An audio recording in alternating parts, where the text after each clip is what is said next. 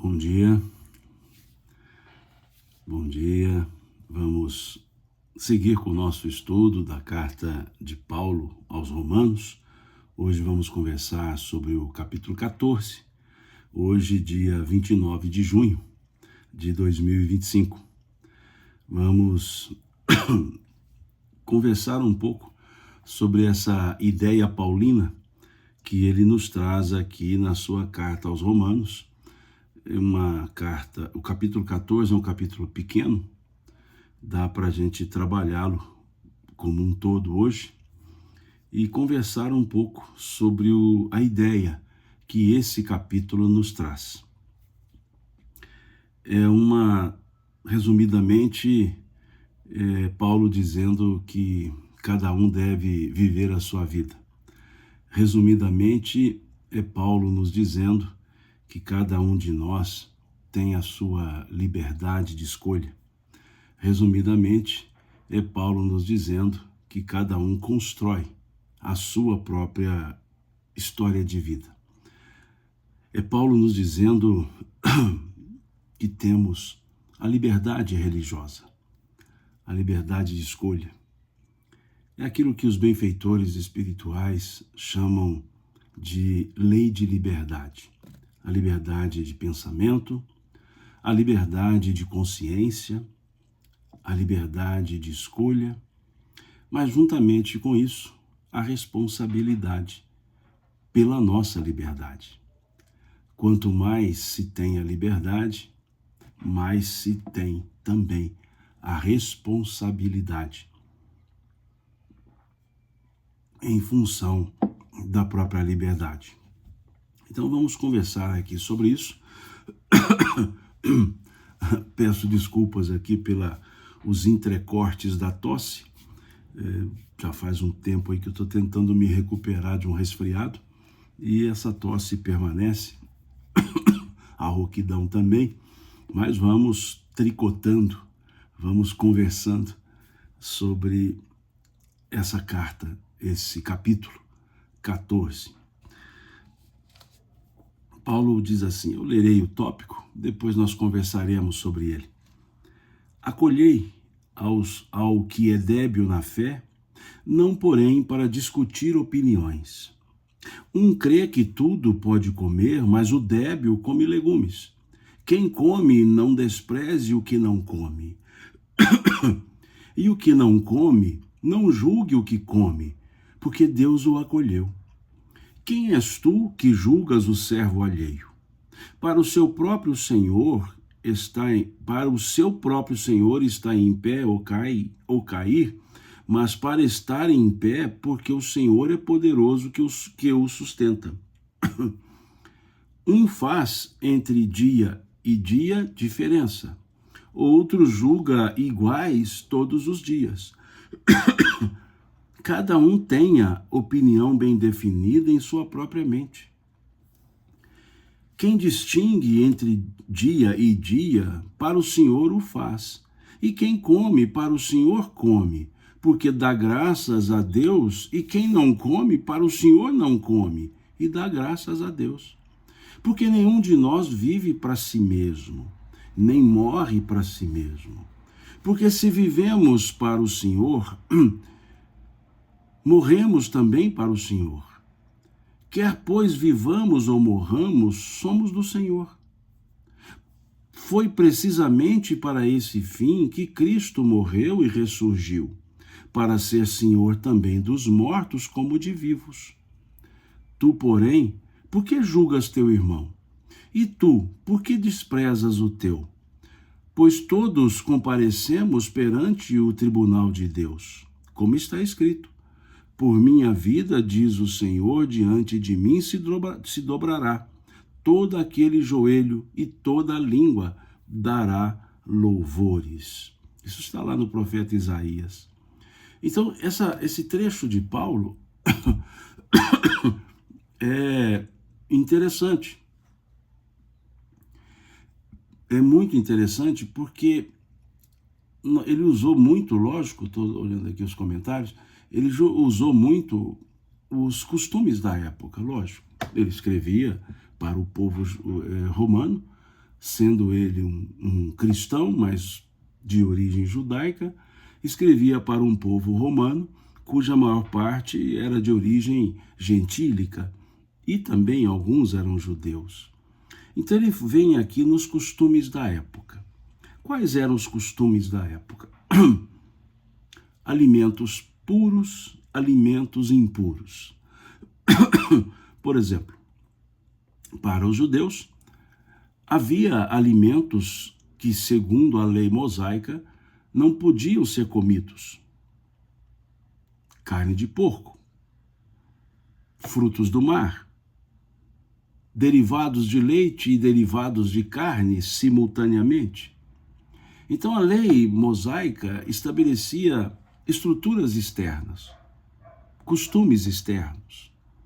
Não se podia plantar culturas diferentes lado a lado, não se podia tecer um tecido usando duas linhas diferentes, não se poderia costurar um tecido com duas agulhas diferentes.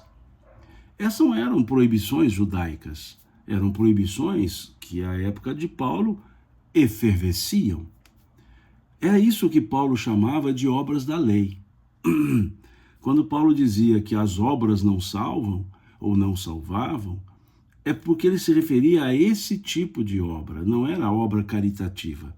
Obra caritativa, quem dela falou foi o apóstolo Tiago, na sua epístola. Paulo criticava essas obras da lei. Dizia ele que mais do que a exterioridade, era a interioridade. Paulo defendia aqui, já estudamos na carta aos Romanos, Paulo defendia a fé, a justificação pela fé e não pelas obras da lei.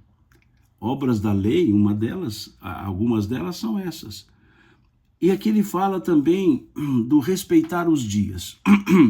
Dizia ele, para alguns todo dia era igual, para outros tinha dias mais importantes do que os outros.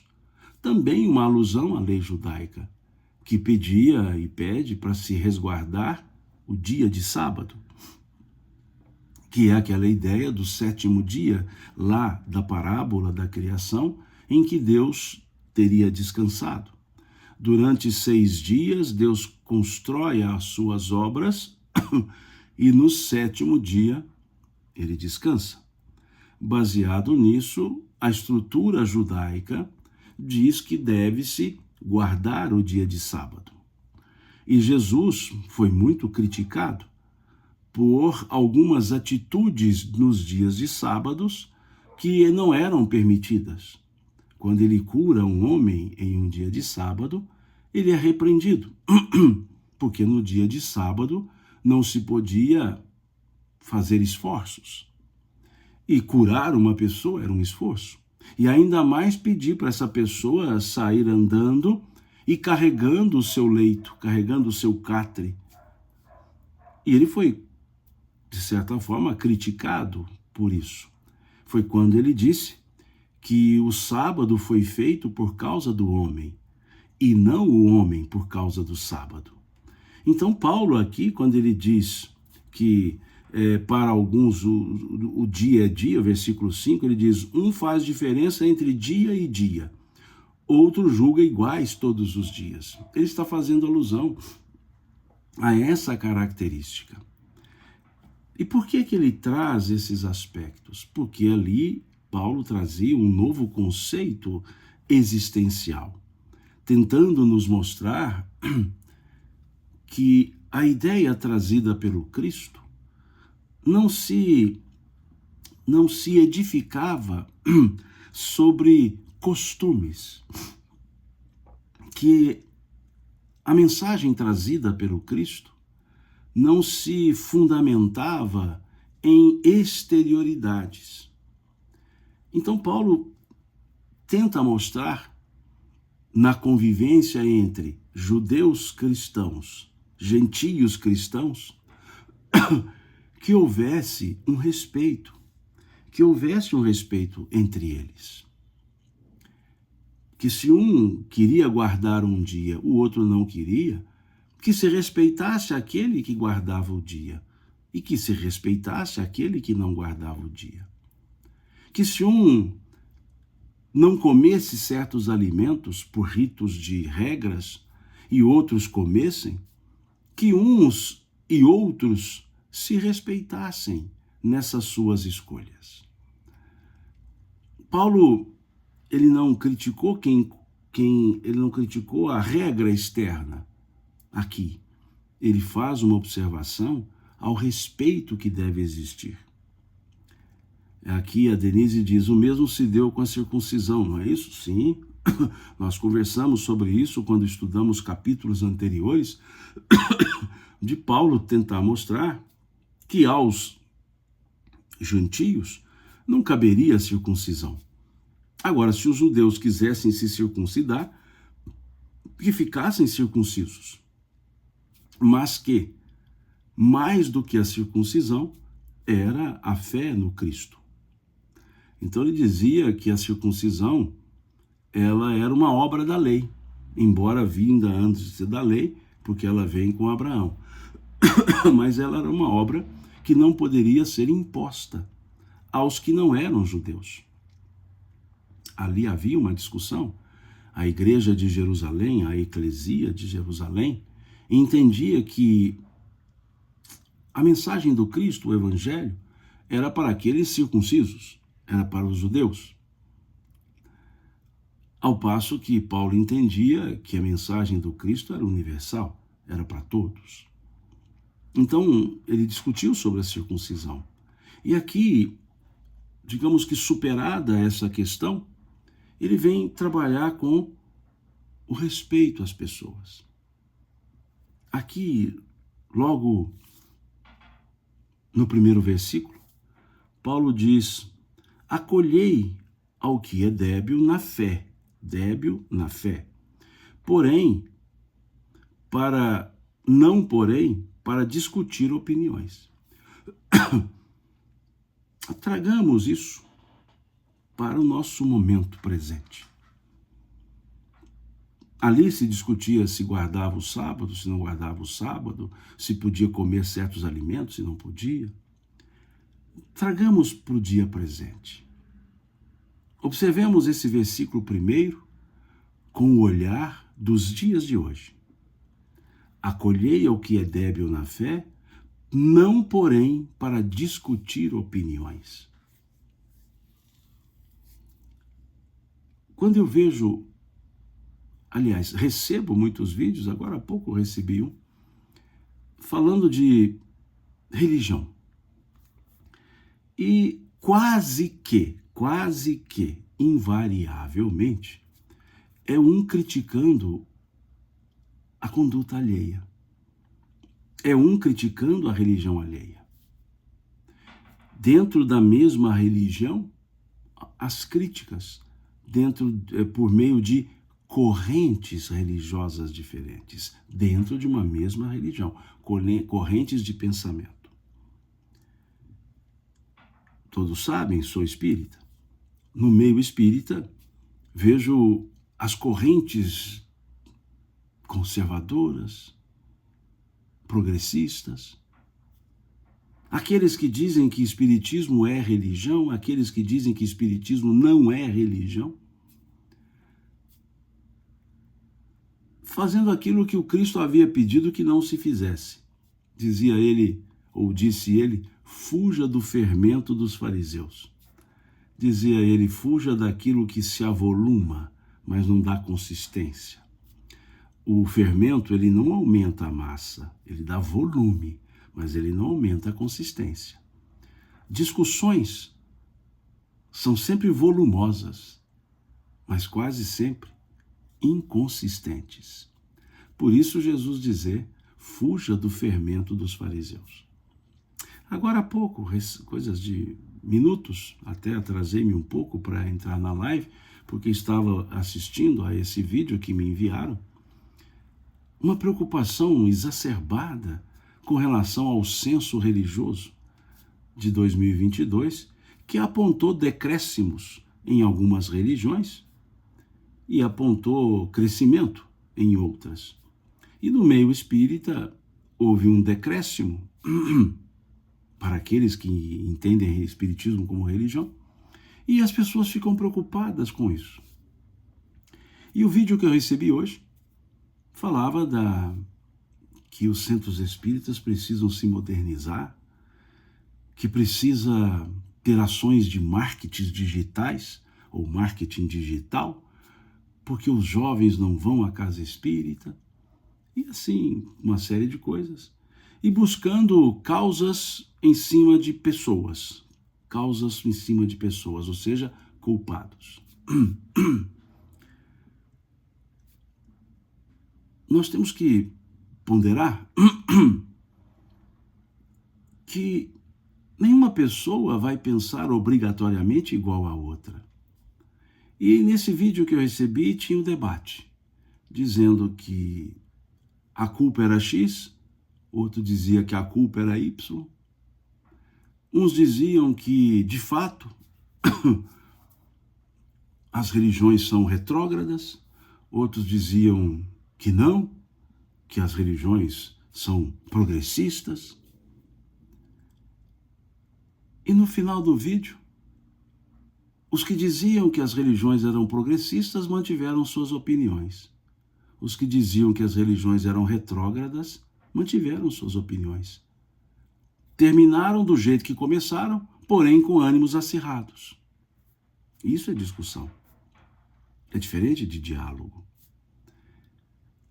Hoje vemos muito as pessoas criticando as condutas alheias com esse movimento digital, esse movimento da internet, essa massificação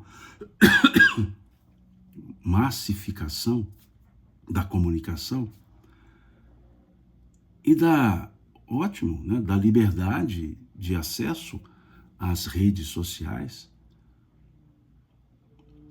A expressão das opiniões aumentou. O campo de expressão de opiniões aumentou. E vemos uma enxurrada de opiniões. Nada contra. Liberdade de expressão, ok.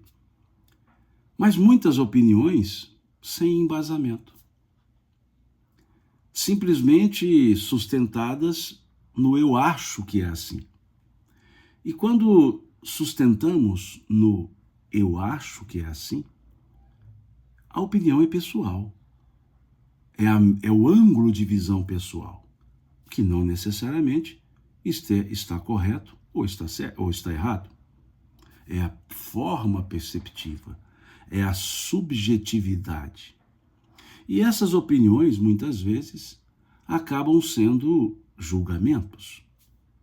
Algumas até transcendem ao julgamento. Algumas passam a ser sentenças.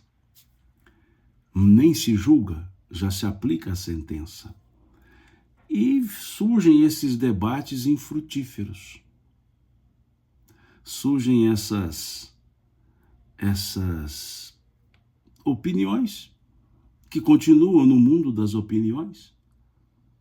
Nada contra a expressão das ideias, mas apenas para que tomemos o cuidado de não dizermos que a minha opinião é a correta, a opinião do outro é a correta. Eu até digo que, em termos de convivência, relações interpessoais, a regra talvez seria: todo mundo tem razão. Porque cada pessoa tem a sua razão. Mas quando se trata de um assunto específico, é preciso que se busque fundamentações, solidez argumentativa, embasamento argumentativo. E não me refiro aqui somente ao mundo das religiões. Sou do meio jurídico, atuo na advocacia e sempre buscamos a fundamentação de um bom raciocínio jurídico para discussões jurídicas. Buscamos conjunto de opiniões, conjuntos de decisões reiteradas por cortes superiores no mesmo estilo, no mesmo segmento, que chamamos jurisprudência, Quando dizemos cortes superiores, é pelo aspecto da escada judicializada, né? Tribunal singular, tribunal coletivo, tribunal superior. Então buscamos embasamento. Quando se fala em elementos religiosos, algumas vezes falta embasamento, porque as religiões elas atuam num campo também etéreo, e no campo etéreo acaba surgindo muitas opiniões, subjetivismos. Nas religiões, pelo menos as ocidentalizadas, desculpe-me, pelo menos as ocidentalizadas, nós temos uma ideia de querer entender o pensamento divino. E dizemos assim: Deus quer assim. Dizemos: Deus me disse, eu ouvi a Deus, eu conversei com Deus. Esse é um mundo subjetivo, que respeitamos. É um mundo subjetivo. E é isso que Paulo traz. Que haja um respeito também à subjetividade. Também. Melhor que tenhamos a objetividade. Mas ele diz que muitas vezes a subjetividade está calçada em uma crença.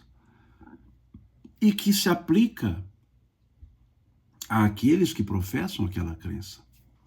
Mas os que não professam não deveriam criticar. Tem uma historieta, uma parábola, que diz que um homem estava colocando flores no túmulo de um falecido, parente falecido. No túmulo de um parente. Se é túmulo de um parente, é parente falecido, óbvio. Então estava esse homem colocando flores no túmulo de um parente e ele olhou no túmulo ao lado. Havia um oriental colocando um prato de arroz, também no túmulo de um parente. E o homem que colocou as flores olhou para o homem que colocava o prato de arroz e perguntou a ele: você acredita que o seu falecido virá comer o arroz? E ele respondeu: sim, quando o seu falecido vier cheirar as flores. São dois pensamentos que encontram eco entre os que pensam igual, mas que precisam, ambos, respeitarem-se mutuamente. Então hoje vemos muito isso. A minha religião é melhor do que a sua. A minha filosofia de vida é melhor do que a sua. O meu pensamento é melhor do que o seu. O seu pensamento está errado, o meu está certo. Criticamos condutas e condutas e condutas. Há aqueles que têm a natureza como uma referência de vida, abraçam as árvores, conversam com os vegetais. Ótimo. Não cabe àqueles que não acreditam nisso criticarem-nos. Como não cabe àqueles que assim o fazem, criticar os que não fazem. Lógico, toda liberdade tem um certo limite. Se a minha liberdade torna-se danosa à vida social, é preciso que se respeite a liberdade coletiva também. São choques de liberdades. Até existe um jargão que diz que a liberdade de um termina quando a liberdade do outro começa. Então, aquela liberdade absoluta, eu faço o que eu quiser e dane-se os demais, ela não é uma liberdade, ela é um ato inconsequente. Mas é a responsabilidade pela liberdade que se exerce. Liberdade de opinião, perfeito. Todos têm liberdade de opinião. Mas estão sujeitos às consequências das suas opiniões. Se eu exaro um conceito e agrido uma pessoa com a minha liberdade de expressão, eu dou a essa pessoa o direito de buscar a reparação do dano que eu lhe causei. Ou seja, a responsabilidade pela liberdade exercida. Normal? É a liberdade do outro buscar a reparação para o dano que lhe foi causado. Ambas são liberdades. Então, sim, devemos primar pela liberdade, mas sempre lembrando que toda liberdade traz consigo a responsabilidade do exercício dessa liberdade, ou pelo exercício dessa liberdade. Tranquilo. Não é uma questão de proibição, é uma questão de responsabilização. A proibição é a anteriori, a responsabilização é a posteriori. Quando se tem a anteriori, significa restrição da liberdade. Mas a posteriori é a responsabilização pelo ato praticado, pela liberdade exercida, caso ela tenha gerado dano, caso ela tenha gerado consequências indevidas. Tenho liberdade de fazer, mas existem os limites da lei. Existem as regras para a melhor convivência social, que propugna ou pugna pela coletividade em detrimento da individualidade. É o interesse da coletividade. Por isso que ninguém, aliás, poder pode. Tem pessoas que destroem o meio ambiente, destroem as vegetações, mas não deveriam, porque causa dano coletivo. Então, esse é o ponto.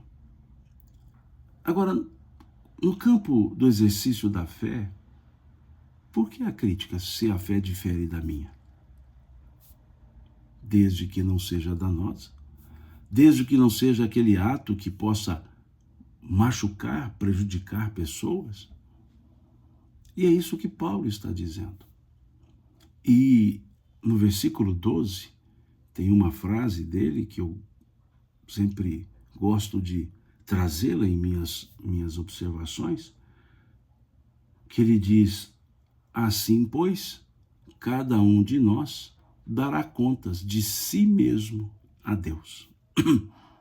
Cada um dará contas de si mesmo a Deus. Não precisamos impor conduta a ninguém. E por que cada um de nós dará contas de si mesmo a Deus? Porque cada um de nós tem sua própria consciência. E se olharmos a questão 621 do Livro dos Espíritos, nós veremos que a lei de Deus está na nossa consciência. Essa fala de Paulo, ela encontra eco nessa resposta da questão 621 do Livro dos Espíritos, quando lá se perguntou onde está escrita a lei de Deus. E eles responderam: na consciência. Cada um dará contas de si mesmo a Deus. É a fala de Paulo nessa carta sua aos Coríntios. Desculpe, aos Romanos, capítulo 14, versículo 12. Chama-nos a atenção, então, para a crítica. Não é que não devemos criticar, é que devemos respeitar. E se fizer um contraponto, ou se fizermos um contraponto, que esse contraponto seja fundamentado. Tem uma frase de Kardec, está lá na introdução número 1, está lá na conclusão número 1 do Livro dos Espíritos, são 9 conclusões. Na conclusão número 1 do Livro dos Espíritos, sobre a crítica pejorativa, a crítica infundada, Kardec diz assim: a crítica só tem valor na medida de que aquele que critica conhece o objeto criticado. Pois criticar aquilo que não se conhece, que não se sondou com o escalpelo de um observador consciente, não é criticar, mas sim dar mostras do seu triste e pobre entendimento. Em outras palavras, se eu critico a conduta alheia, eu preciso fazer melhor. Todas as vezes que criticamos a conduta do nosso semelhante, assumimos a obrigação de fazermos melhor do que ele. E se então não fazemos melhor, por que a crítica? É o que Paulo coloca. No mundo religioso, nós temos as pessoas, um grupo de religiões que guardam o sábado. Tem outras que guardam o domingo. Tem outras que não guardam dia nenhum. Respeitemos todas elas. Eu, durante um tempo, trabalhei com um companheiro, com um colega de trabalho, cuja religião guardava o dia de sábado. Tínhamos atividades aos sábados e ele não participava. O respeito à liberdade religiosa. Havia atividades aos sábados, mas a religião dele dizia que o sábado deveria ser guardado. Ele era, aliás, uma boa pessoa, adventista do sétimo dia. Então ele guardava o sábado. E nós, seus colegas, respeitávamos isso. E se tivéssemos que trabalhar aos sábados, como muitas vezes fizemos, ele não ia. E ninguém de nós ficava chateado por isso.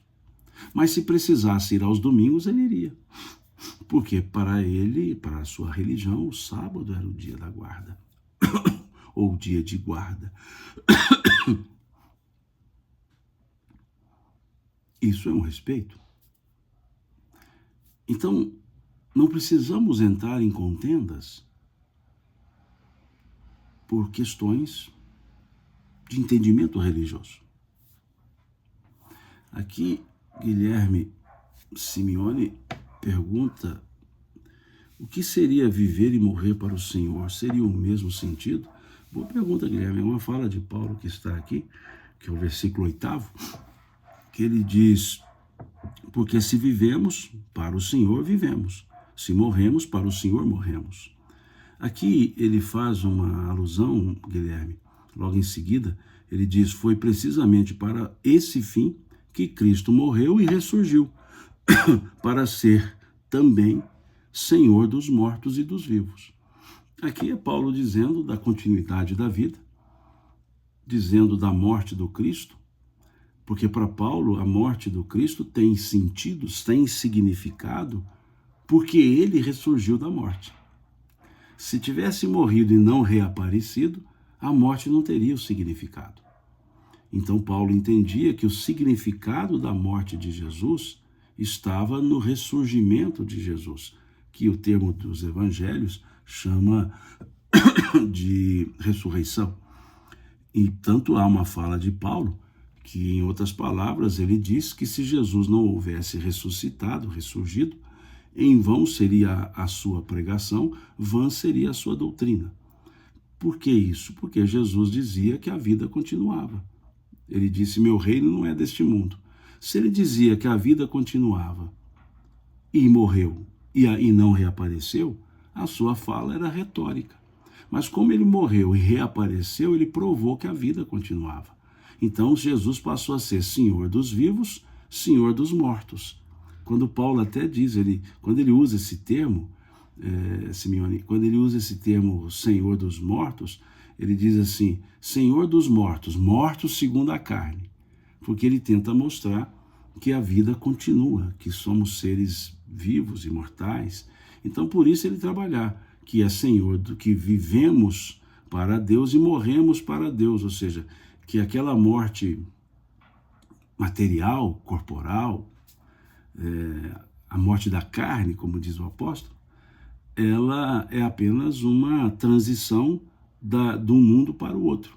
Então, o Senhor também passa a ser Senhor dos mortos. Então, também morremos para o Senhor, ou seja, para a vida, por assim dizer, na linguagem paulina, para a vida eterna. Então, é por isso que ele usa essa expressão. Muito boa a sua pergunta. E seguindo, para terminarmos o tópico, Paulo segue do versículo 13 ao 23, dizendo sobre a liberdade e a caridade.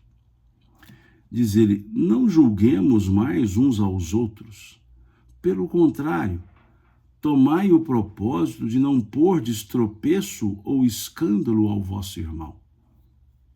Aqui, Paulo nos remete ao Evangelho de Mateus, salvo engano, lá no Sermão do Monte, o capítulo 7, já logo no primeiro versículo. Não nos julguemos mais uns aos outros. Pelo contrário, tomai o propósito de não pôr tropeço ou escândalo ao vosso irmão. Interessante esse dizer. E ele segue, depois analisamos. Eu sei e estou persuadido no Senhor Jesus de que nenhuma coisa é de si mesma impura, salvo para aquele que assim a considera. Para esse é impura. Se por causa de comida o teu irmão se entristece, já não andas segundo o amor fraternal. Por causa da tua comida, não faças perecer aquele a favor de quem Cristo morreu. Não seja, pois, vituperado o vosso bem, porque o reino de Deus não é comida nem bebida, mas justiça e paz e alegria no Espírito Santo. Aquele que deste modo serve a Cristo é agradável a Deus e aprovado pelos homens. Assim, pois, seguimos as coisas da paz e também as da edificação de uns para com os outros. Eu vou até grifar essa parte aqui. Eu não havia grifado. Minha caneta está falhando aqui. A edificação de uns para com os outros. Não destruas as obras de Deus por causa da comida. Aqui está se referindo aos que proíbe uma certa comida, permite uma certa comida. Todas as coisas, na verdade, são limpas, mas é mal para o homem o comer com escândalo. Assim, então, é bom não comer carne, nem beber vinho, nem fazer qualquer outra coisa com que teu irmão venha a tropeçar, ou se ofender, ou se enfraquecer. A fé que tens, tem-na para ti mesmo, perante Deus. Bem-aventurado é aquele que não se condena naquilo que aprova. Olha que interessante essa frase, vou grifá-la também. Eu não tinha dado a atenção devida. Bem-aventurado é aquele que não se condena naquilo que aprova. Mas aquele que tem dúvidas é condenado se comer, porque o que faz não provém da fé. Tudo o que não provém da fé é pecado, diz o apóstolo Paulo. Interessante. Eu vejo muitas vezes pessoas dizendo, mas é difícil entender as falas de Paulo. Na verdade, não são difíceis. É que nós precisamos entender as circunstâncias nas quais Paulo falava, o contexto no qual ele vivia. Então, aqui, se entendermos que ele fala de comida, bebida, ele fala por causa das questões da época. Então, é importante entendermos que, para entender os dizeres de Paulo, precisamos entender a cultura da época. Aqui a Débora diz assim: Simão, te admiro muito. Esta quarta live sua que assisto e estás com esse probleminha de saúde, a tosse. Gostaria de poder ajudar. Como tens cuidado do seu burrinho? Te amamos e te admiramos. Obrigado, Débora. De fato, já faz um tempo que eu venho, mineiramente falando, capengando. É fato. E tosse é um negócio que fica demorando, né? A gente resfria um pouco e depois fica aquela coriza, aquela tosse. Mas vamos tocando, né? Vamos, um remedinho aqui, outro ali, um não remédio aqui, e assim vamos, né? Tocando. E, de fato, há muito tempo tive um problema nas cordas vocais, tive um ligeiro cisto hemorrágico e tive que me submeter a uma cirurgia e uma readequação, e isso causou-me Não dizer que isso causou, mas depois disso passei a ter uma diminuição na potência de voz e uma certa rouquidão crônica.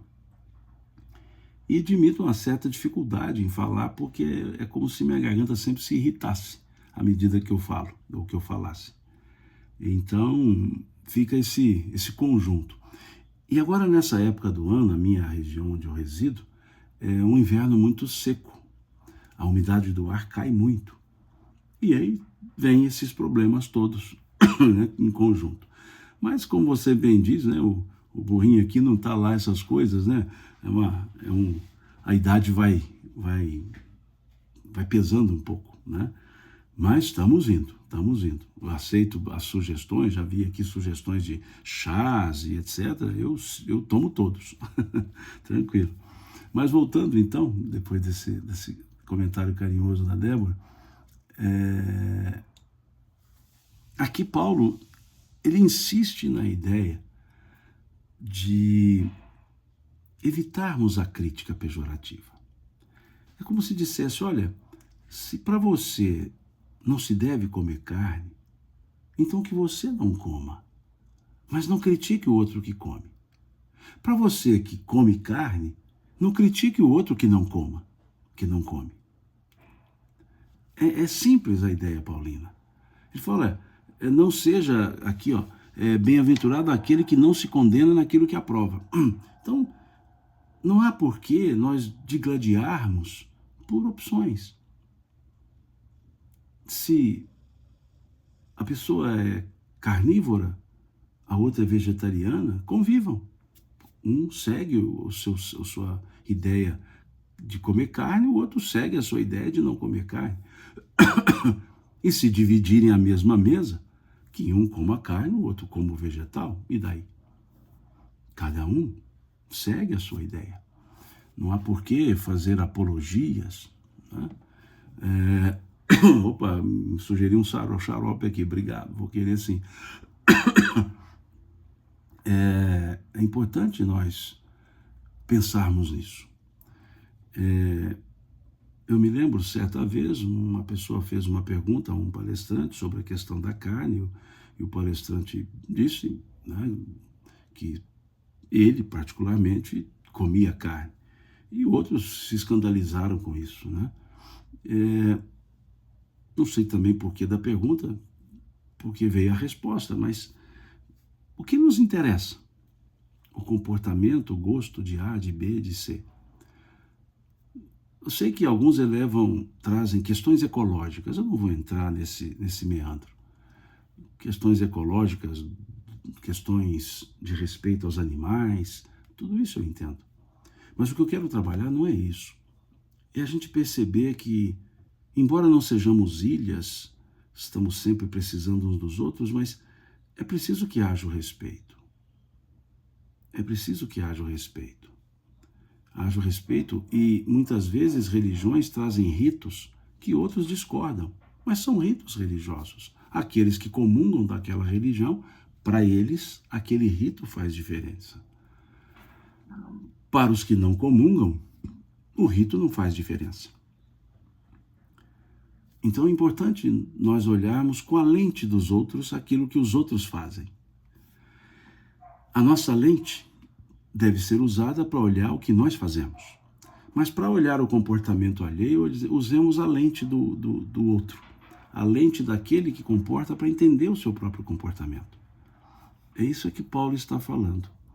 E ele diz, então, que não interessa, né? O reino de Deus não é comida nem bebida, diz ele, mas justiça e paz e alegria no Espírito. Espírito Santo, diz ele. O reino de Deus não é comida nem bebida, mas justiça, paz e alegria no Espírito Santo. Aqui Odete diz, é interessante como as pessoas buscam a saúde plena, mas precisamos das doenças e dos para a purificação do espírito e para a evolução espiritual, já que problemas físicos nos fazem mudar. Sim, não é que precisa da adversidade. Muitas vezes nossa reticência chega a ponto de gerar a adversidade, e aí podemos aprender com a adversidade. Não podemos, não vou afirmar que a diversidade ela foi criada para isso. Não, ela deriva das nossas ações, deriva das nossas intemperanças, são consequências e servem de orientação, servem de educação, né? Principalmente no período, no momento em que vivemos, né? No momento, no clima, digamos, no qual estamos na nossa era atual. E Paulo vai dizer, então, que assim, pois, seguimos as coisas da paz e também as da edificação de uns para com os outros. Edificarmos-nos uns e outros, a edificação de uns para com os outros, não quer dizer impor aos outros o nosso estilo de vida. Não quer dizer que os outros imponham a nós o estilo de vida deles. A edificação de uns para com os outros se faz na orientação, sim, mas fundamentalmente no respeito. No respeito. Aí sim nos edificamos. Minha mãe era católica, já falecida há muito tempo, já há 10 anos. Eu sou espírita. Ela vinha me visitar em minha casa, na cidade onde resido. E quando ela vinha visitar-me, ela queria ir à igreja, à missa. E eu a levava. Ou minha esposa a levava, a Leia. Levava durante o dia, levava durante a missa. E por várias vezes eu a levei à missa. E acompanhei, óbvio, já era idosa. Eu acompanhava. E algumas vezes eu saía do banco, ia até o ministro da Eucaristia, que estava sempre ali apoiando, e pedia que, se fosse possível, durante a comunhão, que levasse a comunhão até o banco da minha mãe, que ela tinha dificuldades para se levantar. E assim eles faziam. E eu prazerosamente fazia isso. Prazerosamente fazia isso.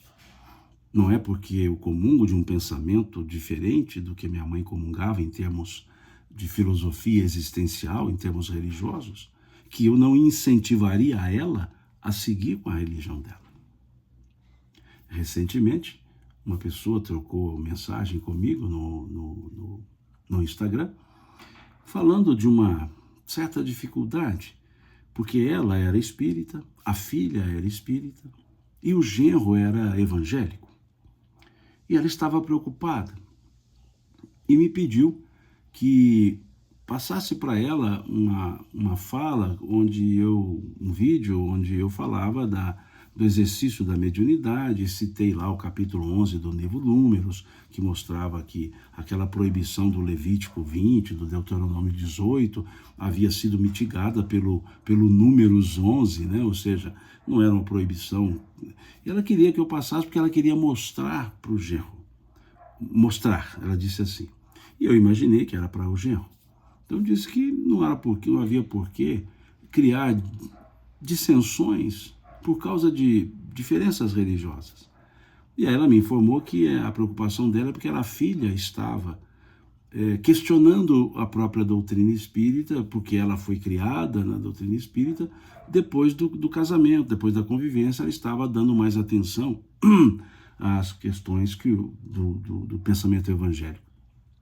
E eu respondi a ela, o que isso tinha de mais? Se a filha se reencontrava no pensamento evangélico e isso edificava a construção conjugal, o que havia de errado nisso? A doutrina espírita não é para espiritizar ninguém.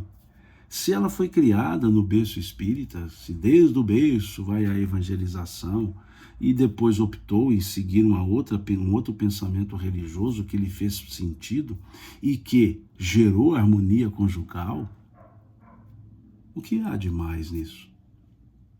Existe religião melhor e pior?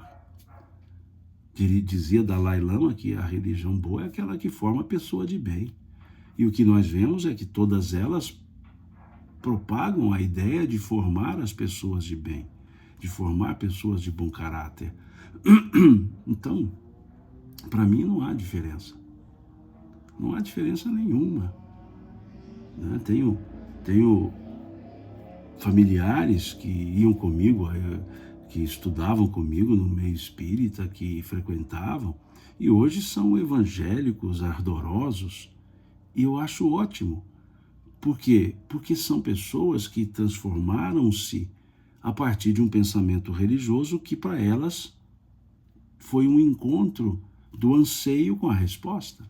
Então, esses meus familiares, uma sobrinha muito querida, evangélica, e antes ia ao centro, estudava, mas eu digo que hoje ela é muito mais bem formada do que quando estava ali naquele outro período estudando a ideia espírita. Não é que o evangelismo é melhor, é que os momentos se encontraram. Né? E eu vou por mim também. Meus pais, católicos apostólicos, romanos, os dois, ministros da Eucaristia, minha mãe, meu pai.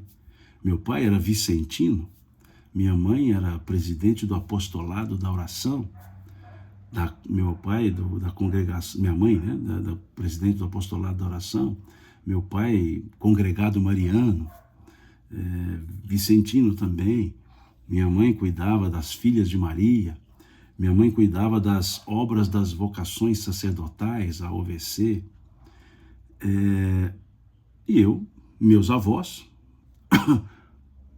meu avô paterno, minha avó materna, porque os dois eram irmãos, o que faz dos meus pais primos, eram espíritas. E eu cresci no meio católico, no meio espírita, e nunca vi nenhum digladio entre meu avô e minha mãe. Eu aprendi muito do espiritismo com meu avô. Minha mãe dizia, porque eu era criança, tinha lá meus 8, 9 anos, meu avô já era octogenário, e ele tinha dificuldade de locomoção, e o centro espírita ficava a um quarteirão da nossa casa. E a minha mãe dizia assim, leve o seu avô. Ela o chamava por tio, né? Porque ele era tio dela. Então ela dizia, leva o tio João ao centro. E eu ia levá-lo. Como? Uma bengala humana. Ele se apoiava nas minhas costas, na minha nuca, se apoiava e ali eu ia como uma bengala humana. E ia com ele ao centro. Ficava ali com ele, ouvindo as falas, voltava para casa.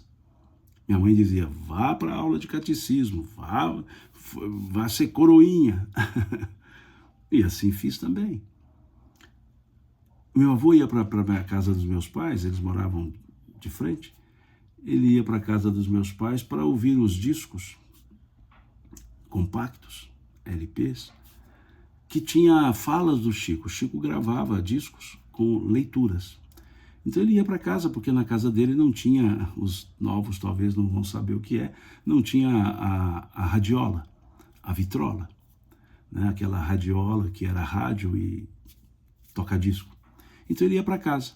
E ali minha avó falava, minha mãe, aliás, pedia, vá acompanhar seu avô para colocar o disco na vitrola, para colocar a agulha no disco, para virar o disco quando necessário. Meu avô gostava de ouvir a mesma faixa, então ele acabava de ouvir e falava assim, põe de novo. Aí eu punha a agulha de novo. E assim ficava. Então, havia um respeito muito grande entre todos. E, para mim, o Espiritismo respondeu mais. Trouxe-me respostas que, para mim, foram mais profundas. Então, sou espírita há décadas. E nem por isso houve dissensão. E eu respeito muito. O meu estudo bíblico, meu parco conhecimento bíblico, me devo à minha mãe, que cuidava dos personagens da Semana Santa. Na sexta-feira da Paixão, ela fazia lá um desfile dos personagens da religião, do cristianismo, do judaísmo, E ela já era também mais idosa, tinha dificuldades para ler as letrinhas pequenas da Bíblia. E eu, quando criança, então, ela pedia que eu lesse as histórias daqueles personagens que ela levava. E ela levava desde os personagens parabólicos aos míticos, né? Então, de Adão a Apocalipse, ou seja, de Gênesis a Apocalipse, levava tudo. Me lembro que teve uma das sextas-feiras da Paixão que ela levou mais de 100 personagens. E eu tinha que ler a história deles, pesquisar ali na Bíblia a história deles. Então eu devo muito a ela esse meu serpentear pela Bíblia, ou seja, esse pesquisar, estudar sobre os personagens. Boa parte do meu letramento, desculpe,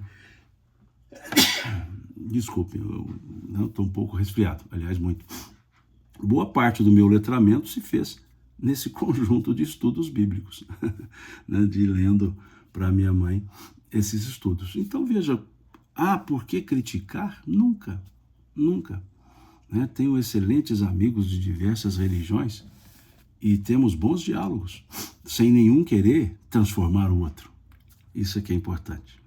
Então, resumindo, é isso que Paulo nos traz nesse capítulo 14, para que aprendamos a nos respeitar nas diferenças, principalmente. Se o outro pensa diferente, respeitemos. Se uma religião traz uma prática diferente, respeitemos. Posso eu não comungar daquele pensamento, mas não preciso contrapor-me àquele pensamento. Posso não comungar de certos ritos religiosos, mas não cabe a mim criticar aqueles que, para eles, o rito religioso é importante. Então é isso, né? E bem-aventurado, versículo 22 do capítulo 14, bem-aventurado é aquele que não se condena naquilo que aprova. Então é muito importante essa fala de Paulo, né? Aqui do capítulo 14 da carta aos Romanos, e podemos contemporizá-la para os dias de hoje e aprendermos a respeitar as religiões, né?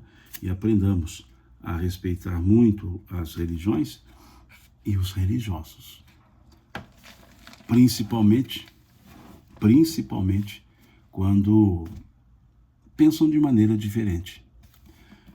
Eu penso que seria muito produtivo se de fato tivéssemos um ecumenismo, o respeito a todos, cada um explicando do seu modo a existência humana, cada um ao seu modo, buscando alguns atos devocionais, outros atos racionais, mas todos buscando o equilíbrio em função daquilo que dizem crer. E até os que dizem não crer, até os ateus. Eu digo até pelo seguinte, como estamos falando de religião, então o ateu vira até. Se estivéssemos falando do ateísmo, o religioso seria até. Então, se estivéssemos falando do ateísmo, eu diria até mesmo os religiosos. Então, é só uma questão de premissa. Aqui a Vanessa Cesário diz assim: Simão, já está acabando a live e queria te perguntar, você vai participar do congresso em Pedro Leopoldo nesse final de semana próximo? Vanessa, a princípio sim. Capenga como eu estou, mas tudo está organizado para isso. Aliás, é uma semana que eu vou estar rodando bastante, viajando, e vou aparecer sim em Pedro Leopoldo. Eu tenho um compromisso no Congresso Espírita de Pedro Leopoldo, no sábado à tarde, salvo engano, às 16 horas, algo assim, e tenho no domingo pela manhã, às 9h30, se não me engano. Então, no domingo que vem, inclusive, não teremos o estudo da Carta de Paulo, porque estarei em Pedro Leopoldo, uma belíssima cidade, povo agradabilíssimo, nesse congresso espírita. Então, a princípio, sim, salvo se houver alguma dificuldade na saúde, mas creio que não, né? Então, estarei sim, tá? Obrigado por perguntar. Aqui a Rodri, NM Rodri, diz: gosto desses estudos, pois vão muito além das cartas de Paulo, que são excelentes. mas trazendo para as nossas vidas. Lógico, nem tudo que foi feito, foi falado lá no passado, dá para trazer para o presente. Muitas condutas não dão para serem trazidas ao presente, porque eram circunscritas à época e a um povo. Então, nem tudo. Mas, à medida do possível, sim, podemos contemporizar. Agora, as falas de Jesus, todas elas podem ser contemporizadas, podem ser trazidas para o tempo presente. Porque é o que disse Pedro a Jesus, né? Tu tens as palavras de vida, tu tens as palavras de vida eterna. Então, se são palavras de vida eterna, é porque não perecem, é porque são sempre vivas e sempre úteis em quaisquer épocas. Então é interessante. E é por isso que gosto de estudar os textos dos evangelhos, estudar a carta de Paulo. Vejam que aqui eu não imprimo nenhum viés teológico. Eu não digo que esse estudo é o estudo espírita da carta de Paulo. Não. Esse é um estudo que o Simão faz da carta de Paulo. Não tem viés teológico nem viés de ser espírita. Até alguns já me disseram, mas você é espírita e fica falando das cartas de Paulo. Que mal tem. Aliás, eu vejo que muito bem tem. Né? Eu aqui não estou trazendo nenhum ponto doutrinário, nada disso. Estou estudando, a princípio, seguindo até uma orientação paulina, né? Dizia ele, observai tudo e retende o que for bom. Então, somos abertos ao conhecimento. Não é uma miscelânea de coisas, mas aberto ao conhecimento. E acho válido esse estudo, acho válido as cartas, acho todas elas paulinas. Diferenciamos o que é costume da época, o que é pensamento próprio, mas também consigamos extrair o espírito da letra, né? O que é o que vem. Então aqui, esse estudo nosso das cartas de Paulo aos Romanos, não é um estudo sob a ótica espírita, eu nunca disse isso. É um estudo com todos os riscos de erro, um estudo sob a ótica nossa, ou seja, minha que estou falando, de vocês que estão escrevendo. Porque aqui nós temos um diálogo, monólogo verbal, mas escrito por vocês. Vocês interagem, trazem as opiniões, trazem perguntas, trazem circunstâncias. Então, esse é um estudo, um diálogo que temos. E não vou taxar, não vou colocar um carimbo nesse diálogo para dizer que é um estudo espírita. Não vou colocar um carimbo para dizer é um estudo evangélico, não vou colocar um carimbo para dizer é um estudo teológico, não, é um estudo exegético, não, é um estudo. E, sendo espírita como sou, é natural que eu traga algumas referências para algum raciocínio, mas não estou trazendo em momento nenhum dizendo Paulo disse isso porque ele era também espírita. Não era impossível de ser na época. Mas é uma questão de chave interpretativa. E muitas vezes, várias vezes aqui, usei chave interpretativa do pensamento evangélico, do pensamento protestante, como já usei chave interpretativa do pensamento católico, já trouxe aqui chave interpretativa do pensamento budista, do pensamento hinduísta, e já trouxe aqui chave interpretativa das falas de ateus, de materialistas, como trouxe aqui falas de Hegel, de Feuerbach. Então, é um estudo eclético, por assim dizer. É isso.